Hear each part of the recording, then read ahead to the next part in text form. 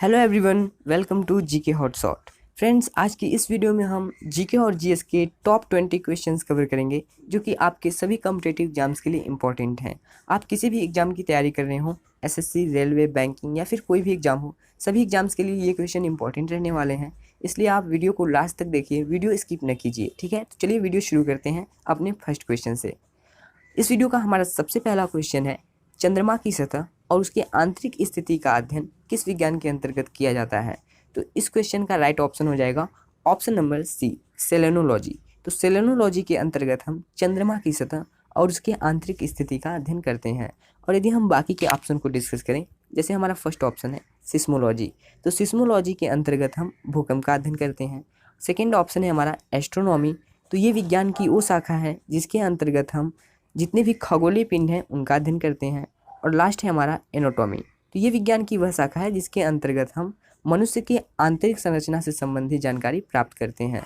यहाँ पर बात हुई है चंद्रमा की, तो चंद्रमा से रिलेटेड भी हम कुछ पॉइंट जान लेते हैं। सबसे पहला पॉइंट तो ये है हमारा कि चंद्रमा को हम जीवाश्म ग्रह के नाम से भी जानते हैं। ठीक है फ्रेंड्स, शायद आपको पता ना हो, लेकिन हम चंद्रमा को जीवाश्म ग्रह के नाम से भी जानते हैं। जीवाश्म ग्रह के अलावा हम चंद्रमा को सुपर मून भी कहते हैं। लेकिन चंद्रमा को सुपर मून तब कहा जाता है जब चंद्रमा पृथ्वी के सर्वाधिक निकट होता है, उस स्थिति में हम बोलते हैं चंद्रमा को सुपर मून। फ्रेंड्स, जब चंद्रमा पृथ्वी के सर्वाधिक निकट होता है तो उस स्थिति में चंद्रमा का जो आकार होता है वो 14% बढ़ जाता है और चंद्रमा 30% अधिक चमकीला दिखाई देता है। और ये आप जो सतह देख रहे हैं चंद्रमा की, ये चंद्रमा की धूल की सतह है। इसको हम शांति सागर के नाम से भी जानते हैं। चंद्रमा से रिलेटेड आप एक पॉइंट और याद रखेंगे, जो चंद्रमा और पृथ्वी की बीच की औसतन दूरी है वो है 3,84,365 किलोमीटर। तो इसे भी आप याद रखेंगे। नेक्स्ट क्वेश्चन कर लेते हैं। हमारा नेक्स्ट क्वेश्चन है, सिजोफ्रेनिया रोग किस अंग को प्रभावित करता है। तो सिजोफ्रेनिया रोग प्रभावित करता है हमारे मस्तिष्क को। ये ऑप्शन राइट हो जाएगा, हमारे मस्तिष्क को। और फ्रेंड्स, मैं आपको बता दूं, ये हमारे मस्तिष्क को इतने बुरे ढंग से प्रभावित करता है कि इस रोग से ग्रसित व्यक्ति काल्पनिकता को ही सत्य मानता है, वास्तविकता को नहीं। और साथ ही साथ मनुष्य आलसी भी हो जाता है और विवेकहीन भी हो जाता है। तो फ्रेंड्स, इतना बड़ा दुष्प्रभाव है इस रोग का हमारे मस्तिष्क के ऊपर, तो इसे आप याद रखिएगा, इंपॉर्टेंट रहेगा। नेक्स्ट क्वेश्चन कर लेते हैं। हमारा अगला क्वेश्चन है, दादा साहब फाल्के पुरस्कार किस क्षेत्र में प्रदान किया जाने वाला प्रतिष्ठित पुरस्कार है। तो इसका राइट ऑप्शन हो जाएगा ऑप्शन नंबर ए, भारतीय फिल्म क्षेत्र में। तो फ्रेंड्स, भारतीय फिल्म क्षेत्र में प्रदान किया जाने वाला प्रतिष्ठित पुरस्कार है दादा साहब फाल्के पुरस्कार।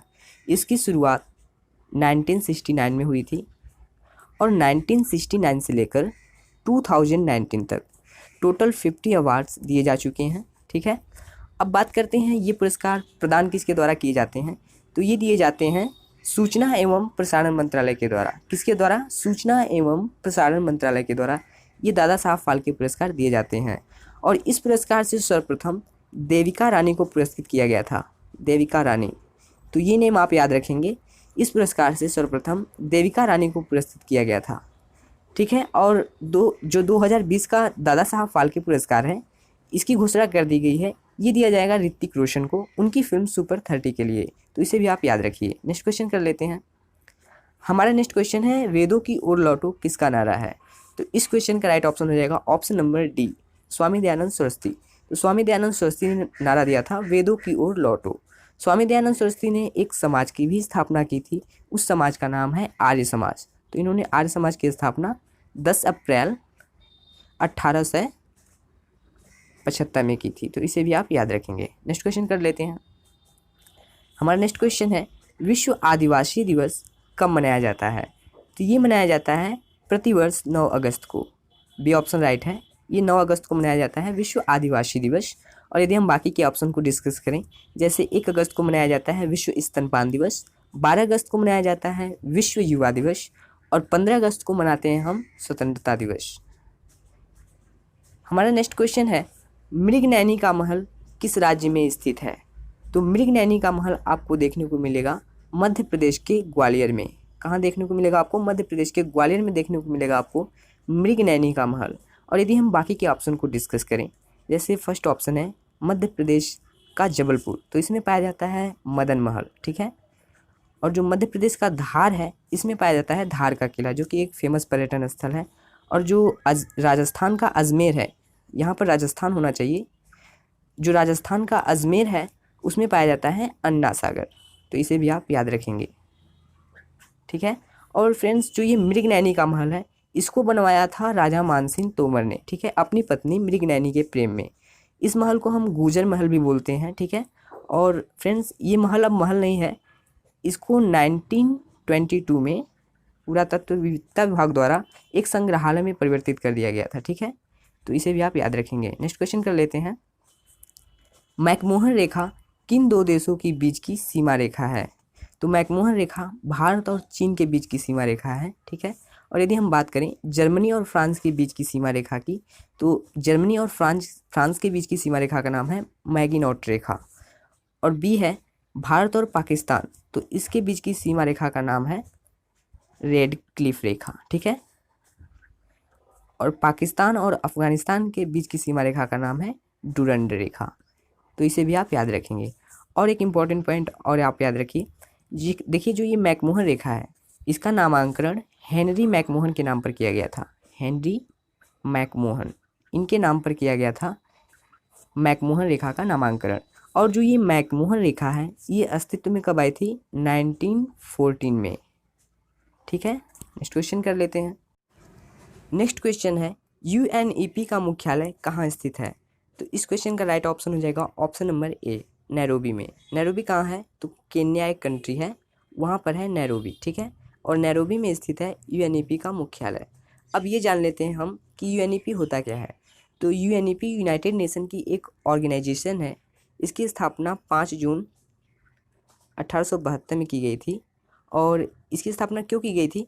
तो जितने भी वर्ल्ड की इन्वायरमेंटल प्रॉब्लम्स हैं उनको एनालाइज करने के लिए, उनको सॉल्व करने के लिए यूएनईपी की स्थापना की गई थी, ठीक है। तो इसे आप याद रखेंगे। नेक्स्ट क्वेश्चन कर लेते हैं। हमारा नेक्स्ट क्वेश्चन है विद्युत धारा किसका मात्रक है? विद्युत धारा का मात्रक क्या है? तो इसका राइट ऑप्शन हो जाएगा ऑप्शन नंबर सी, एम्पियर। तो एम्पियर मात्रक है विद्युत धारा का।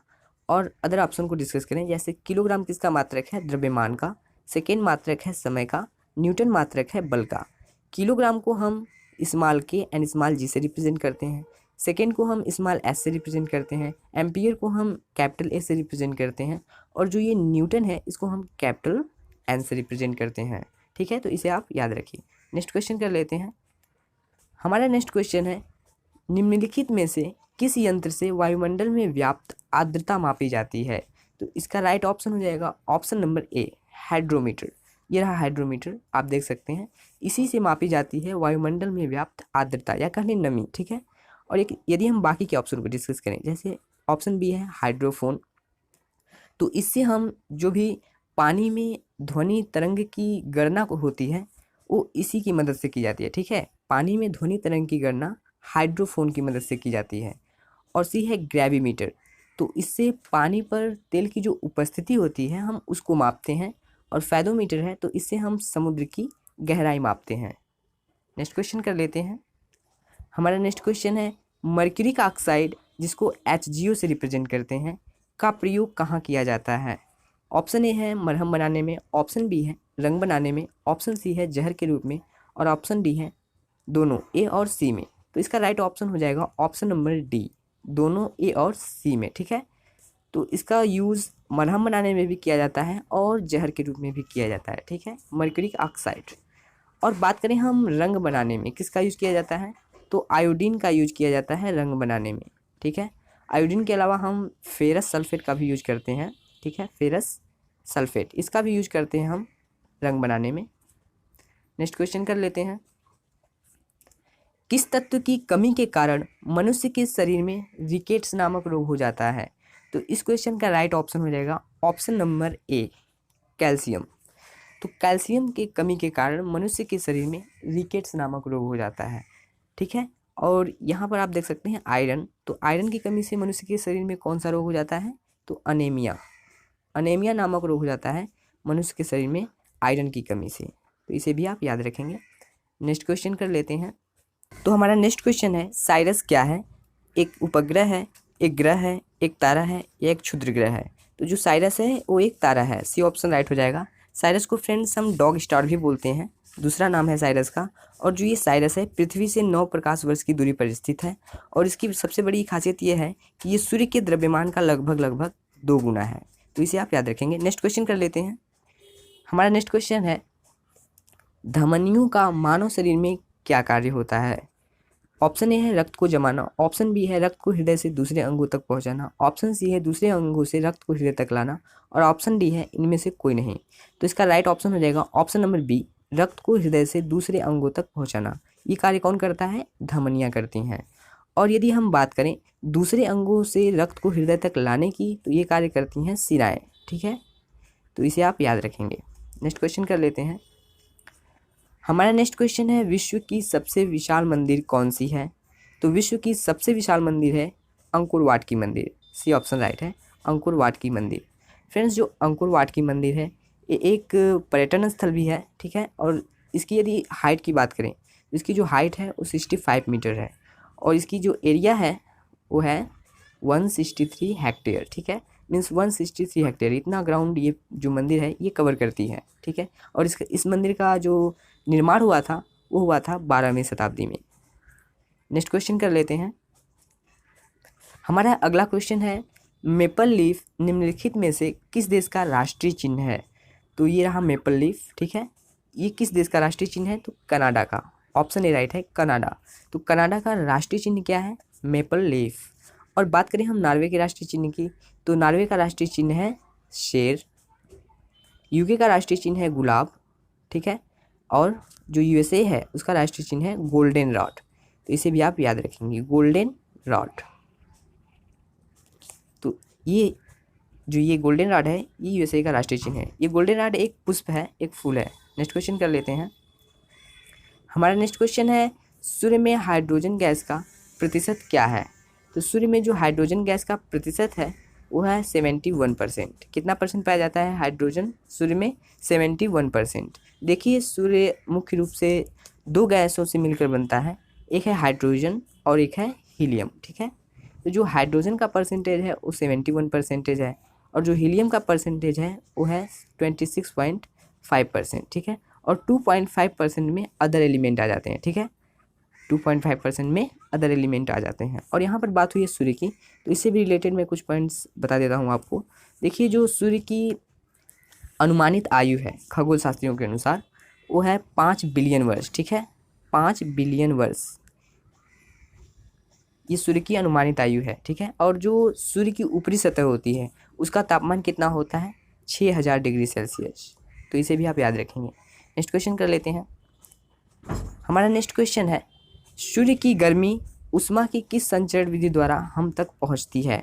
तो जो सूर्य की गर्मी है वो उष्मा की विकिरण विधि द्वारा, उष्मा संचरण की विकिरण विधि द्वारा हम तक पहुंचती है। तो इस तरह से इसका राइट ऑप्शन हो जाएगा ऑप्शन नंबर सी, विकिरण विधि। ठीक है, और जो हम रूम हीटर से हीट प्राप्त करते हैं वो रूम हीटर से हीट भी हमें उष्मा संचरण की इसी विधि द्वारा प्राप्त होती है। ठीक है, नेक्स्ट क्वेश्चन कर लेते हैं। नेक्स्ट क्वेश्चन है गर्मियों में हम सफ़ेद या हल्के रंग के कपड़े क्यों पहनते हैं। ऑप्शन ए है क्योंकि हल्के रंग के कपड़े अच्छे दिखते हैं। ऑप्शन बी है हल्के और सफ़ेद कपड़े ज़्यादा गर्मी प्रदान करने में मदद करते हैं। ऑप्शन सी है यह कपड़े अधिक गर्मी अवशोषित करते हैं और ऑप्शन डी है क्योंकि ऐसे कपड़े अधिक गर्मी अवशोषित नहीं करते और हमें गर्मी से बचाते हैं। तो ये डी, ऑप्शन नंबर डी इसका राइट ऑप्शन हो जाएगा। बिल्कुल राइट फैक्ट है, क्योंकि फ्रेंड्स गर्मियों में जो भी सूर्य से गर्मी निकलती है, जो भी सूर्य से हीट निकलती है, जो ये सफ़ेद और हल्के रंग के कपड़े होते हैं ये हीट इन पर पड़ते ही रिफ्लेक्ट हो जाती है। ठीक है, ये अवशोषित नहीं करती, ये ऑब्जॉर्व नहीं करती, ये कपड़े इसको रिफ्लेक्ट कर देते हैं। इस वजह से जो है हम गर्मी से बचे रहते हैं और यही कारण है कि हम गर्मियों में सफ़ेद या हल्के रंग के कपड़े पहनते हैं। नेक्स्ट क्वेश्चन कर लेते हैं। तो फ्रेंड्स, हमारा सबसे लास्ट क्वेश्चन है सिरके में कौन सा अम्ल पाया जाता है। तो इस क्वेश्चन का राइट ऑप्शन हो जाएगा option number A, acetic acid. तो फ्रेंड्स, जो एसिटिक एसिड होता है वो सिरके में पाया जाता है और सिरके के अलावा टमाटर में भी पाया जाता है।